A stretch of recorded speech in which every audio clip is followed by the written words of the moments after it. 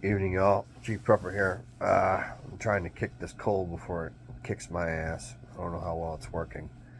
I wanted to talk about something. I mentioned food, and many of us buy food at the grocery store. And much of that food is what they call inside the aisles stuff, the box stuff, the processed stuff, the stuff that's ready made. And a lot of people don't shop what's called the outer part of the grocery store, which is fruits and vegetables, meat, basically the non-processed stuff. Yeah, I'm all stuffed up. So, when I was diagnosed with diabetes, my A1C was a 6.4. I've never been above that. All right. Used to be able to say after that 6.4, I was never above a 6, but this past year it was 6.1. So I am stage 2 kidney disease. So I've been doing a lot of research on foods I can eat to help my kidneys. So one of the things I will tell you is sugar is a very, very fucking addictive substance. So, and if you don't know, way back when, the soda companies stopped using sugar because your body will tell you to stop drinking something if it's got actual sugar in it. And because when you get too much, your body knows it's too much. All right. So what they did was they changed it to corn syrup and fructose. So your body never tells you to stop drinking it. So I think they created a system to make us sick. That's just my opinion. So the reason I'm talking about sugar is, in order to start cutting that out of your diet, it has to be a conscious choice. So, and then if you're really strong-willed, you can do it. But I can tell you the problem with sugar is you say, well, I'll just have one. And then one leads to two, two leads to three, and then before you're back wherever you were before. All right. And sugar is actually in a lot of the processed foods we eat, and it is naturally occurring in some fruits. So, the problem is when we eat all that shit, it's bad for us. So to learn how to stop eating it, and this is just personal experience, you have to start choosing to have food on hand that you can choose to eat instead of the bad stuff. I can tell you that I've been craving donuts for the last 4 days. So far I've held off, but I do eat Reese's peanut butter cups periodically. For the last 2 or 3 months, I've been eating the shit out of peanut butter and honey or peanut butter and jelly sandwiches, going easy on the jelly because I'm diabetic. And honey is, I don't know if I'm allowed to have that or not, but it's a different kind of sugar, all right?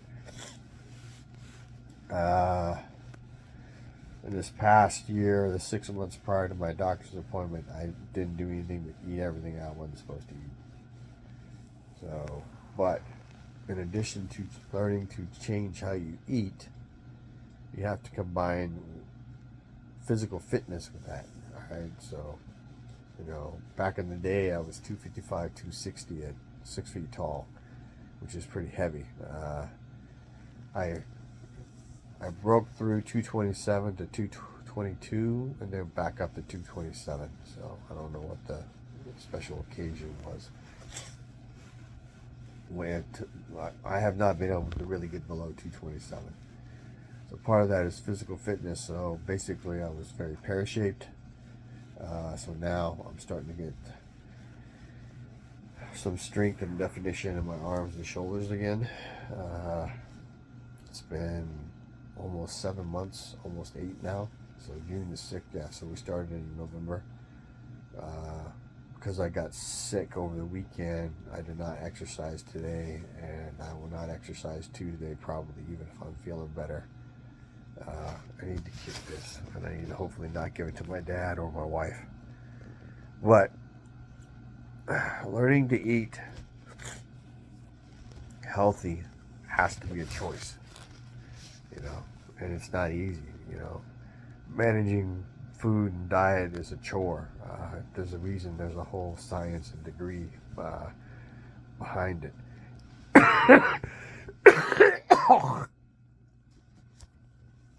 Excuse me.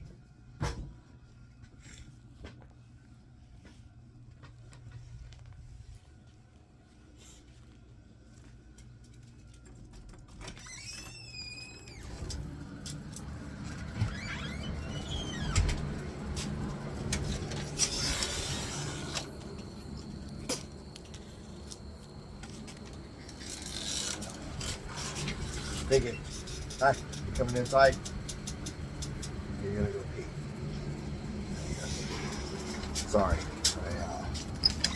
Whatever I got has made it into my lungs, and I just coughed something out. So it always makes me feel better.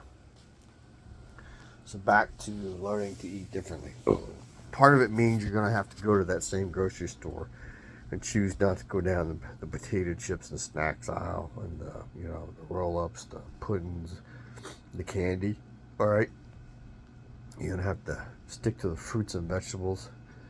So I would also encourage you to start making fresh potatoes, not frozen and warmed up.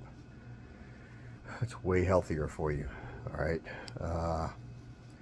So I was watching one of Pinball's videos, and he said he harvests about 150 pounds of potatoes in a year. For him and his wife.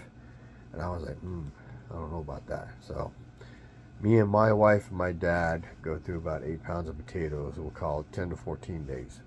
So I did the math. That's 210 pounds of potatoes.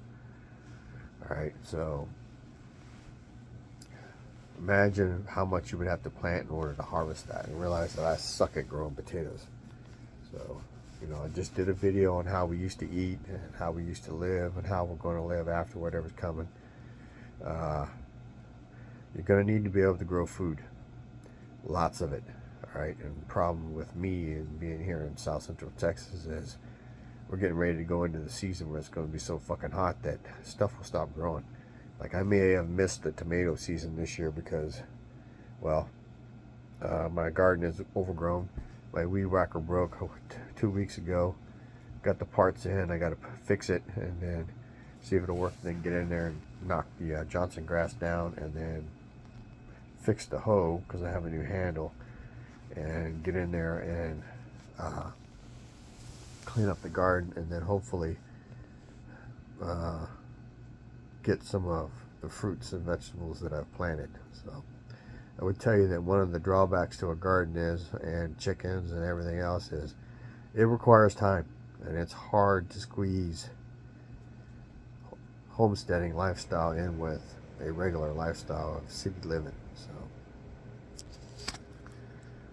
So I encourage all of you to start being more physically active.